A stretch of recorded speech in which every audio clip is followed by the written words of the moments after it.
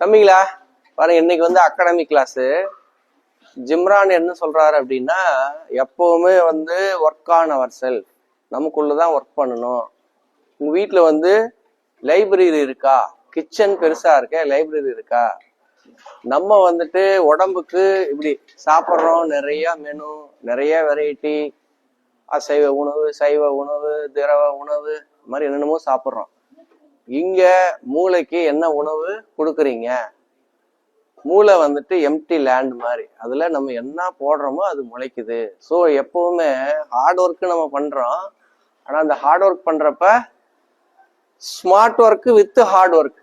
Smart ஒர்க்னா இவர் தான் வந்துட்டு உலகத்துல பெஸ்ட் வேலையெல்லாம் பண்றாரு, இவரு ஃபாலோ பண்றாரு. ஸோ அப்ப நம்ம எப்பவுமே வந்து இவருக்கு நிறைய டைம் கொடுக்கணும், பணம் கொடுக்கணும், தெரியாத விஷயங்கள் தெரிஞ்சுக்கணும்.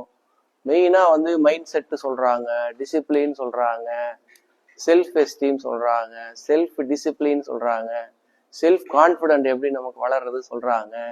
ஒரு தொழில் வந்து இவங்கெல்லாம் பாவம் நிறைய வந்துட்டு சாதாரண பேக்ரவுண்ட்ல இருந்து இந்த உணவை சாப்பிட்டு இவங்கெல்லாம் வந்து நல்ல ரிசல்ட் கிடைச்சதுனால நாங்களும் இந்த பிஸ்னஸ் வந்து பண்றோம்னு வர்றாங்க. ஸோ இவங்கெல்லாம் மனநிலை, சூழ்நிலை, பொருளாதார நிலையெல்லாம் வேற வேற மாதிரி இருக்காங்க.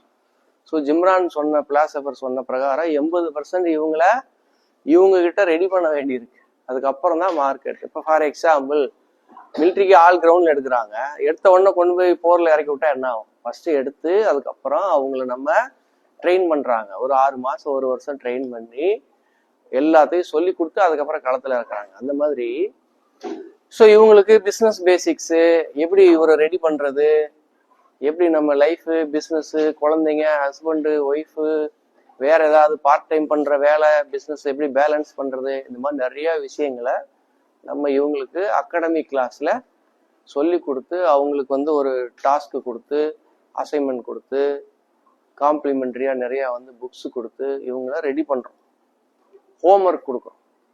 ஸோ இந்த மாதிரி வார வாரம் ஒரு அக்கௌண்டபிலிட்டி, அதாவது அவங்க என்ன பண்றாங்க மானிட்டர் பண்றோம். இந்த மாதிரி நிறைய விஷயங்கள் அகாடமிக் கிளாஸ்ல நம்ம பண்ணி இதன் மூலியமா நிறைய பேர் பெனிஃபிட் ஆயிருக்காங்க.